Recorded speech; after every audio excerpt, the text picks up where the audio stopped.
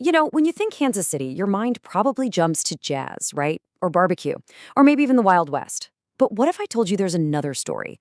A story of this incredible European community that literally built a neighborhood from scratch, only to have that story kind of buried and their home cut off from the rest of the city.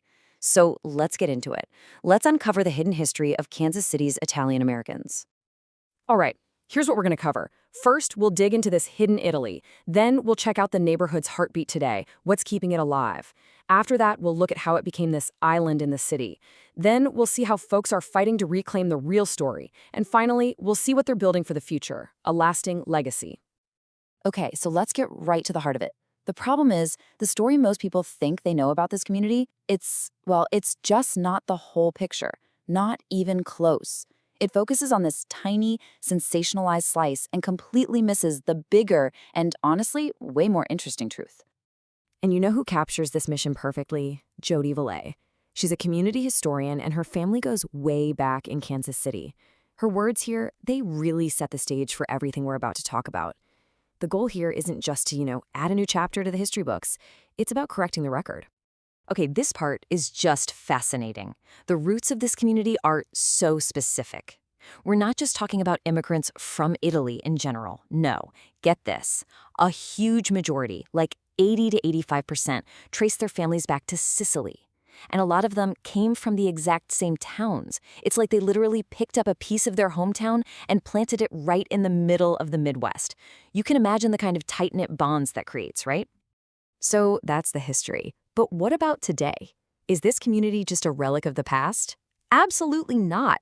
Its culture is so alive, so vibrant, and it's all anchored by these places and traditions that have been around forever. Think of these as the pillars, the cornerstones of the whole community. You've got the Columbus Park neighborhood itself, of course. Then there's the Holy Rosary Catholic Church. That's always been the spiritual heart. And you have these amazing social hubs, like the Don Bosco Center and the American Sons of Columbus Hall. And tying it all together, 5, count 'em, 5 active Italian clubs that keep everyone connected.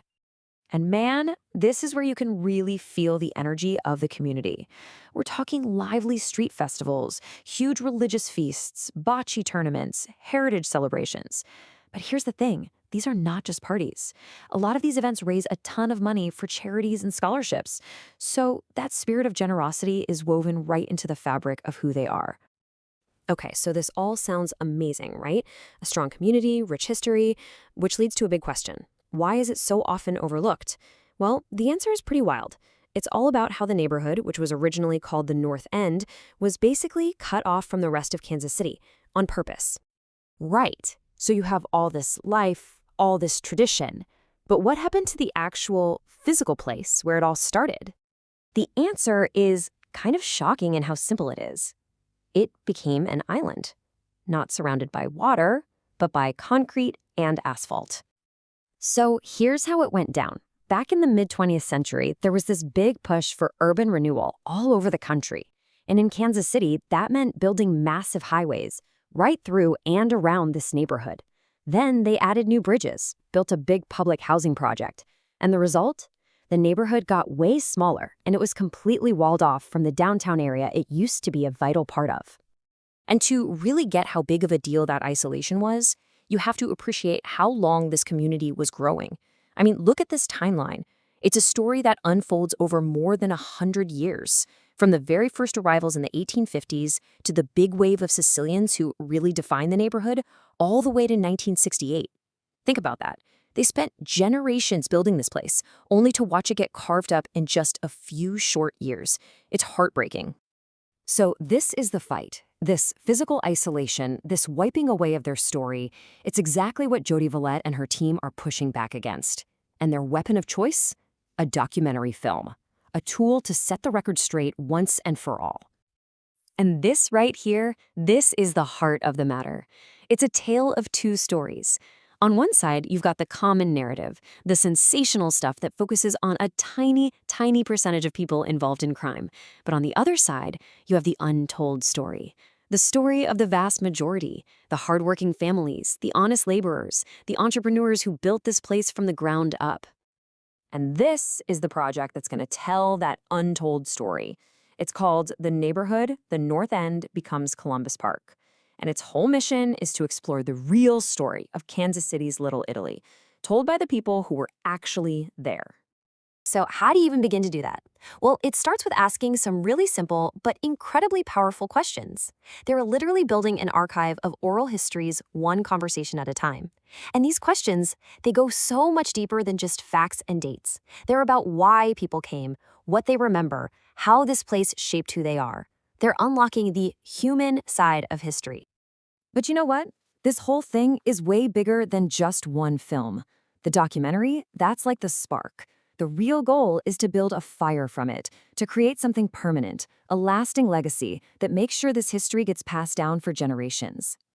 And honestly, the ambition here is just incredible.